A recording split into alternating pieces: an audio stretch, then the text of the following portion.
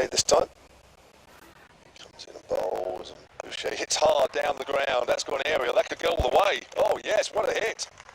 That's cleared the rope by some 10 yards. Lovely hit, and you can hear the Vipers contingent below us. They enjoyed that as well. That's the 250 up for Vipers, and that's coming to 47. Major dose of deja vu there. I remember her doing that for the Vipers last year or the year before, a big 6 straight down. I think it was the last game of the season before last against Lancashire Thunder, hitting a 6 straight down the ground in front of the hotel just like that. Edgecombe comes in again and bowls to Boucher, who works out fine. It's gone to Filer, who picks the ball up. That's McGacken calling Boucher through for a quick single. Bring Adams back to the crease. 253 for 1. Then the Vipers 2 balls left at the 47th. Already 10 off this over, isn't there? Yeah, a couple of big overs, wasn't it? There was 8 off the previous. Edgecombe staying around the wicket, and Adams drives hard down towards deep mid-on. It's only a single though. Bowling's keeping the ball up to the bat there, Emily Edgecombe. 254 for 1, the Vipers. Fantastic batting. Just Ella McGacken, the one batswoman that we've seen, the only one that we've seen out today in the 33rd over. She was bowled by Fee Morris for 63, just coming across the stumps there and just trying to heave across the line on the leg side, and just showed a little bit too much of the woodwork, and she was bowled at the top of the leg stump. The score then was 155 for 1. Here's Edgecombe again, bowling to Boucher this time, and Boucher heaves across the line, going out towards deep mid-wicket. They run the first one. I think they're going to take the second. McGacken is running to the danger end. That with the 100 partnership as well. It was 155 for yes, for 1. It is. That should come up on there. So Of 87 balls, wow. 101 runs between these two. 87 balls, 52 minutes. she's done a very good job to keep it going. Adams obviously carried on the way she's going. She's up the run rate in a lot since she's got to 100. She's now striking it just under 90, while Maya Boucher is striking it nearly 110. She's on the cusp of a 50 herself here. It's been a very fine innings from Boucher as well as Adams. Yeah, it's been a fine batting effort all round, really. It's a good pitch, but you've still got to get the runs. Hennessy continues, 8 overs, none for 39 with a right arm medium pace, and she's bowling to Adams. Adams drives down the ground over mid-off. Don't run for that. That's 1 bounce for 4. Through the fielder there, number 12 looks, Emily Edgecombe looked like she was interested for a while. She'd have got into position and then looked up, and it had gone sort of 10 foot over her head. She timed the pants off that. Beautiful shot. Georgia Adams, 132 she's on, and Sophie Luff again has a conversation with a bowler to try and work out the field. Now she's got it well protected on the leg side. Now is she suddenly going to say, well, hang on a minute, if she's going to hit it straight, then we might have to bring another one back over again. But I think there's a danger here of just sort of following the ball. Generally, Georgia Adams has been hitting across the line. It's the first one we've seen straight for a while, and I think Sophie Luff's just guilty here of just setting the field following the previous delivery. I think the way the field was set was fine. But anyway, she's changed it. She's got a deep mid-off, and she's brought one of the leg side fielders across. That's not across, but now she goes down. That's exactly what I'm saying. Adams, where the fielder has come up from deep backward square to backward square, Adams has hit across the line and hit it to exactly where the fielder has come up from. Now, Sophie Luff's got to be a bit careful here. This is one of the hard parts of captaincy, where you want to put a fielder wherever the ball's gone, but it's not about that. You've got to play percentage cricket here. Generally, Adams is hitting on the leg side. It's almost if you played cricket for 20 years and watched it 20 years after that. I wish I knew as much as I do now. Well, I'm saying that. I mean, people are saying you don't know what he's talking about. It's on the leg side, but not called a wide. I'm surprised, actually. I've been caught in that situation before. Again, Adams is, well, I mean, that ball's leg stumpage anyway, but where's more than leg stumpage? It's outside leg. 264 for 1 then, Vipers. Here's Hennessy, bowls, and Adams. She's got a top edge, it's in the air, and it's gone between 3 fielders.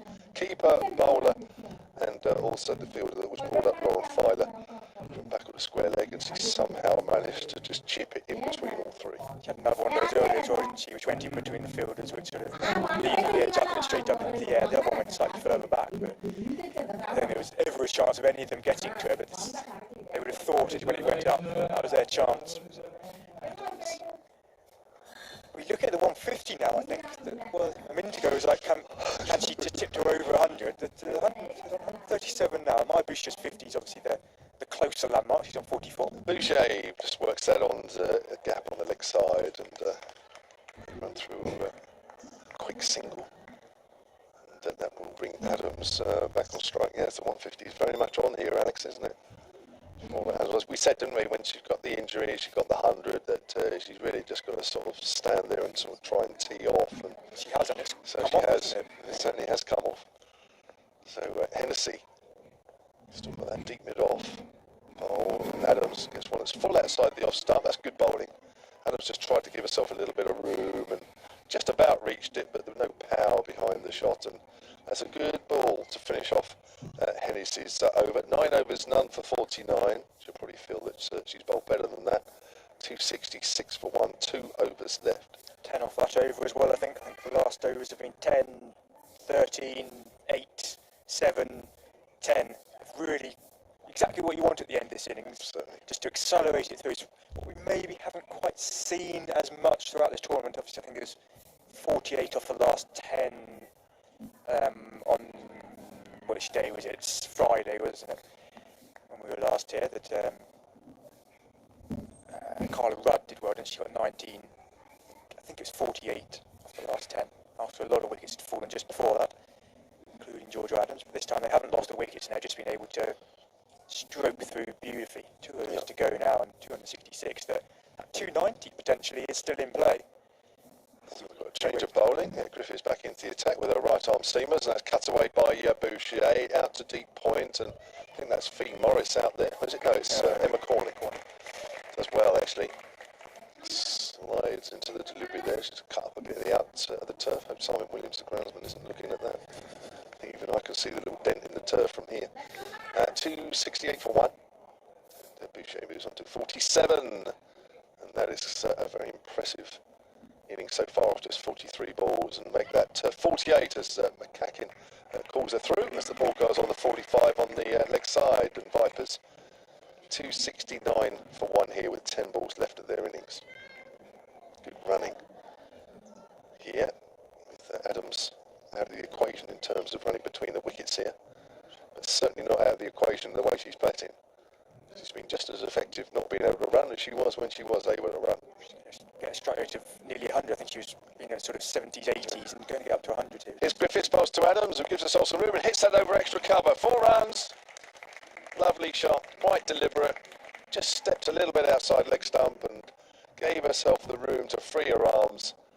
And lovely shot, glorious shot over extra cover for 4. That's a game plan now that the leg side boundaries sort of being patrolled all the way around, that there's no one up on the leg side. So Georgia Adams now trying to give herself a little bit more space and try and get over the infield there, and that worked to perfection really. She's up to 141 now. It's difficult to set a field to batting like that when she's moving around the crease and giving herself some room. It wasn't a bad delivery, it's just great batting. So Griffiths comes in again, and Adams hits it down the ground, and she got enough on it, just over mid-off, just. I think that was Edgecombe down there at mid-off, and just chipped her rather than anything else. Got a little bit underneath that and not the middle of the bat. 2 more, as Alex says, to Adams' total, and she moves on to 143, and it's 275 for 1 here at the Vipers, and there's still 8 balls left, and Sophie Luff is again having a chat with the bowler, bringing fine leg up, which I think is probably about right here at the moment, although Adams might now try and walk across the stumps and try and chip it down the leg side. So what the bowler mustn't do now is bowl just short of a length, because that means that shot is then on. So it's not just about the captain setting the fields, it's also knowing exactly where the bowler's going to bowl. Here comes Griffiths again, bowls, and Adams has gone for it. She's hit it behind square on the leg side for 4. Well, I mean, it's She needs a 12 fielder here, doesn't she? She needs another fielder out there to sort of stop Georgia Adams, who's just finding wherever you move a fielder, it's like whack-a-mole. Fielder comes up, Georgia Adams hits it over, fielder goes back, she goes to the other angle. It had to be full. I mean, it was foolish, to be fair. I'd love to see that again on the just missed the replay on the screen, yeah. But it was foolish, but it allowed the shot, and as I say, with the field, and Adams Adams is clever. She knows what she's doing. 147 she's on. It was obvious that shot was very much an option. Griffiths bowls, she's gone for it again. That's full. That's well bowled. Adams was trying to play the same shot and couldn't, simply because that ball was fuller. That's a much better delivery there, and that's an intelligent delivery to end Griffiths' over. 9 overs, none for 49. Similar figures to Hennessy's, although Hennessy's 9 overs includes a maiden. 279 for 1 then. 1 over left of the Vipers innings. Adams has 147 and Boucher has 48. With 1 over left, we've obviously talked about how great this batting has been throughout the innings. How would you sort of mark the Western Storm's bowling today? So how would you grade them? I think it's been all right. I don't know about you, but I mean, I don't think they've done a lot wrong. There's, I don't know how many wides there's. I honestly need to have a look. Not There's many, hardly it's like been any. second No, half, so it's first been half straight. I just think it's a good pitch. I think it's a very, very good pitch. If you get in on it, it's quite easy to score. But you know, as I said, the 230 the other day is this pitch is a much better one than that. Boucher works that square on the leg side. Hennessy's last over and the last over of the Vipers innings. That brings Adams back on strike. It wasn't so long ago that we were almost celebrating 100, and we're probably one strike away from her celebrating her 150. Oh, Maya Boucher get back on strike. She's on 49. Yeah, could be two milestones in this over. Yeah, last having another chat with Hennessy. To answer your question, we go 12 wides. I think most of them came in that. Laura Filer scored, had quite a few early on, didn't she? She had an over where she bowled This end. from this end going that way. That's right. Other than that, I think they'd be. I'd agree with you. I don't think they've done much wrong. It's just a pitch which, if you get in, you're going to score loads of runs. But, they haven't bowled anything. No. They haven't bowled aggressively, but I think they've just tried Here's to do Hennessy to Adams. Bowls and Adams drives hard down to deep mid on. And, there will only be a single. Then it's fielded by. Is that Alex Griffiths down here? No. when she turns around, I can confirm. She is. I thought it was Filer was down here. Is it Griffith? Yes, it's Griffith. 281 for 1 then, and Boucher has a chance to reach her half century. First of the competition. I think Well, her highest for the Vipers was a 40 odd as well. I think she got 40 odd at Hove last year. it's Hennessy then to Boucher, and always down the next side and miss stumping. It'll be called a wide, but Boucher was out of her crease there, just trying to work that away on the outside, just overbalanced, but poor Nat Wraith behind the stumps. He hasn't given a wide there. No, I'm surprised at that I as don't, well. yeah, I can't quite see. She was very deliberately bowled wide that as well. That bowler saw Boucher coming. Hennessy. 21 for 1 then, 3 balls left of the Vipers innings. What was the highest total again? Just remind me, as Hennessy bowls down the leg side, and Boucher's half century. Worked nicely behind square on the leg side, and Corney comes in and fields. And there's another round of applause and cheers. This time it's Boucher's 50 has come off just 47 balls with 4 fours and a 6. That is her 5th list day 50 in women's cricket in her 38th innings. The highest score 289 to answer your question just before that ball. So they're on track. They could two balls to get it needs a boundary. It does need a boundary here. 282 for 1, and it's Adams back on strike. Hennessy bowls, and Adams works it away on the onside, and there's 4 more. That's the boundary, and that's the 150 for Georgia Adams. Well played, Georgia Adams. 152 off 154 deliveries. 20 boundaries in that innings, and if 100 felt good, 150 will feel even better. What an innings from the Vipers captain.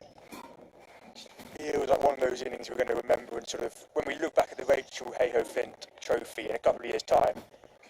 It's like, oh, what do you remember from that one-off tournament? Well, I remember Georgia Adams scoring that 150. Yeah. So a chance for the highest score of the competition. What's going to happen here? And she swings that away, and it's going out in the deep, and it's fielded. It's a single. I think they'll come back for 2. It's a half fumble. Throw comes in at the keeper's end. McGuckin dives in, and that's 2 runs to the Vipers total. And they finish on 288 for 1, with Adams on 154 not out, Boucher on 50 not out, Alex Smith 288 for 1. Wow. Is the second highest. They'll need the highest. They'll need the joint highest to win this match to Storm. That'll be some getting, I think. certainly will. So 289 to win the Storm. So the highest innings before that, just remind me. 289 South East Stars against the Sunrisers. So one short of that, the Vipers. But as Alex says there, then they've got to equal the joint highest. But that wouldn't have been chasing 289, would it? That would have been batting first. So batting second, were they? No, they were setting. As I say, they would have been batting first with that total. Huge round of applause, and the Western Storm are also giving the Vipers batswomen applause as well. And Georgia Adams with her bat raised, walking back now. It's funny, isn't it? 152 not out, and suddenly that hip, 154 not out, that hip won't be feeling too bad at all. Interesting to see her in the field. Interesting to see when she has a bat. But what an innings, Georgia Adams, and enjoy that moment. Right, we'll enjoy the next 30 minutes or so, because we're going to take a bit of a break. Thank you, Alex. Well done to you. Great stats and great background information from you. So we'll be back with you in around about half an hour, when the Storm will need 289 to win this game.